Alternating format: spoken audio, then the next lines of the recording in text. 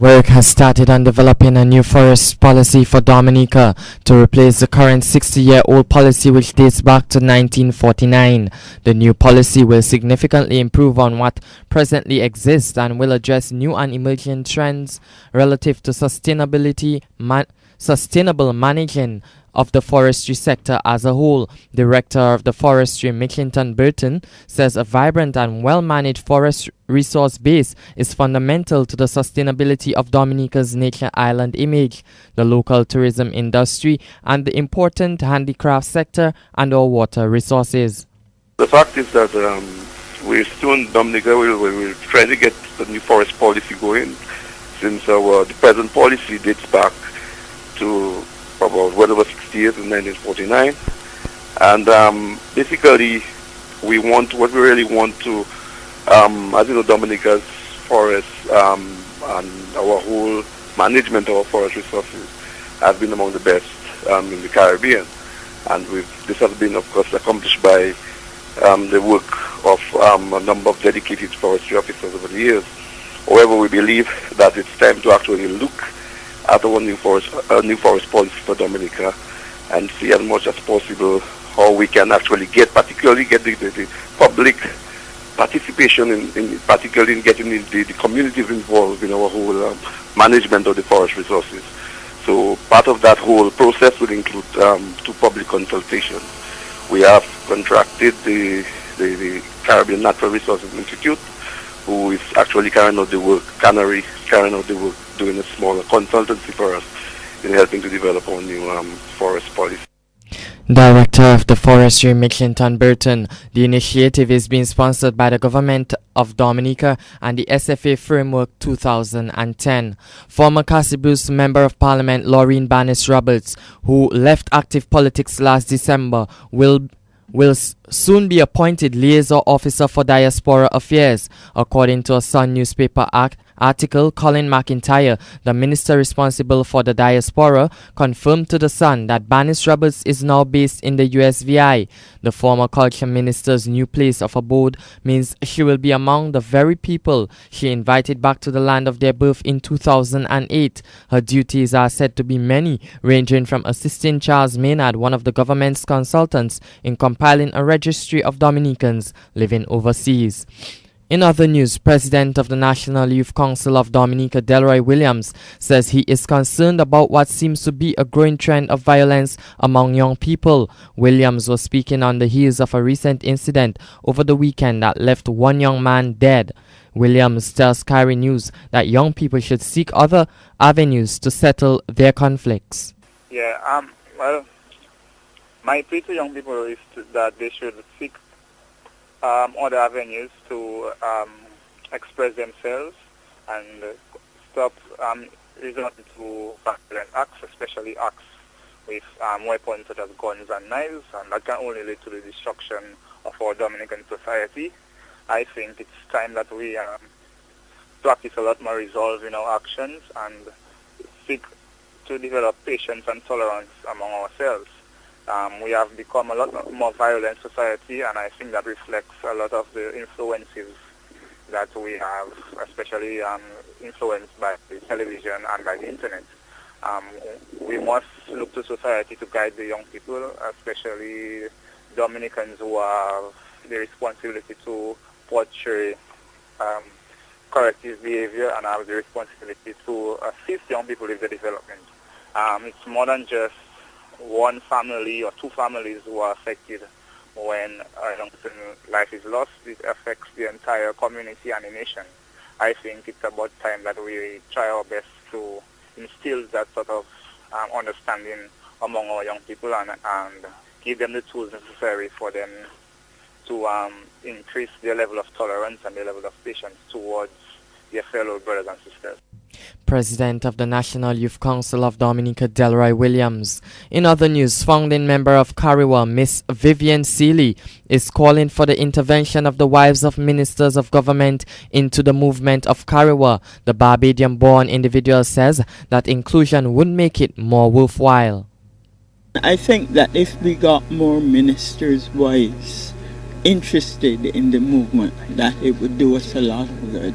because people would feel that it's worthwhile and they would strive to be members of it and to do their best to make it better. Ms. Seeley says the region was not quite ready to move out of its economic situation. Mrs. Seeley, we have a number of challenges in the Caribbean, which includes, of course, the economic situation that is being looked at globally, and we would want to focus in on some of those things. What do you think?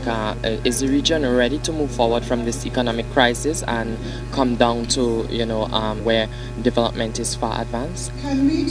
I think we are not quite ready, but we are getting ready. And I think that this conference should conclude with the spirit to move forward and to get all the things that the women need. Founding member of Kariwa, Ms. Vivian Seeley, speaking to Kairi's Alvin Alexander. Meantime, Community Development Minister Gloria Shillingford is calling on the Caribbean Women's Association to ensure that all women enjoy the social and economic benefits due to them. Women in the Caribbean and indeed throughout the world have at some point faced problems of gender discrimination and inequality and have had to deal with common problems. This has given rise to the formation of national councils in various countries in the Caribbean.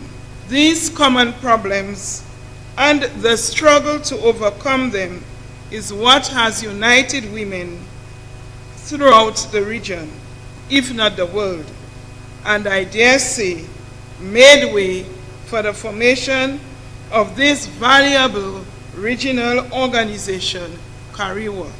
In all of this, there have been always strong, courageous women, regardless of class or background, who have refused to be oppressed and who have been willing to fight to ensure that other women like themselves are not marginalized, that their human rights are respected, and that all women enjoy the social and economic benefits that are their due.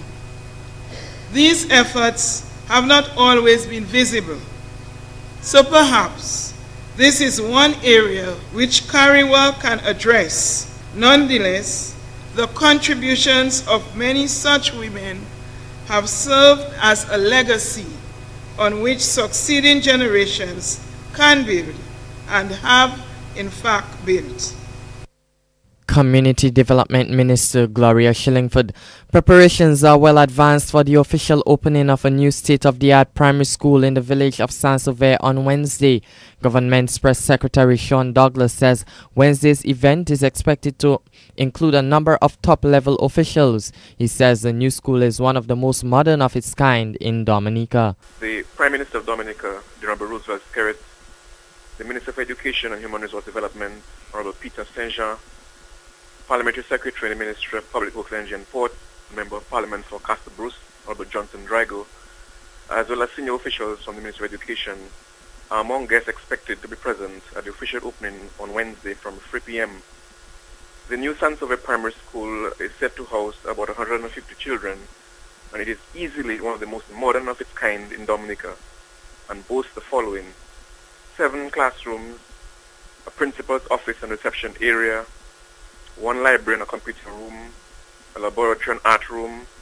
There's also 1 home economics room, a counseling sick room, staff lounge. You have fire safety equipment, 1 multi-purpose court, cafeteria and auditorium, a courtyard and playing area, toilets, washrooms and showers for students and staff, a parking lot and an elevator. The new Saint-Sauveur Primary School is designed to educate to international educational building standards with child-friendly architecture to create a functional and fun environment. The color scheme used in each classroom is used to suit each age group with ample natural lighting. The contractor on the project was Mr. Melchizedek Toussaint from the community of Castle Bruce. The consultant was Laura Creole Professional Services. The cost of the new Saint-Sauveur Primary School is $3.8 million Eastern Caribbean dollars, funded under the Caricom Petroleum Fund facility and the Government of Dominica, Construction work began in 2008. Government's Press Secretary Sean Douglas.